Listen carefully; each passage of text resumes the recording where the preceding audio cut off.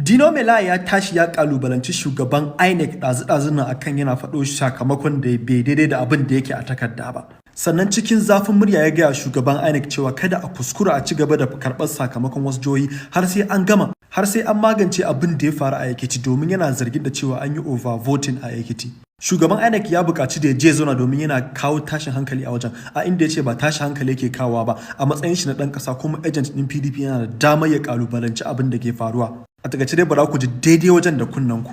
Ba za a ci gaba da You are now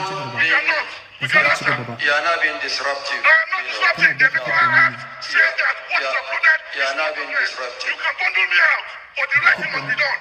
I'm a party agent. You are now being disruptive of the process. I am not being disruptive. I'm asking what is uploaded is Next, after the presentation, then we come back to the issues you've raised. Let's take the next step. I am saying that let him declare that what is uploaded is what he's going to present.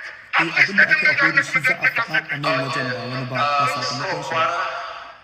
A ƙarshe da shugaban INEC ya buƙaci da cewa a bari sai an gama karɓar sakamakon tukunna a yi magana akan abin da ya faɗa. Akan wannan sakamakon ne Ekiti ke magana, kun ga APC, kun ga PDP ta zaratto, akan wannan kun goma shi ɗan PDP ne. To a ƙarshe da ya Allah kawo kwanciyar hankali da zaman lafiya.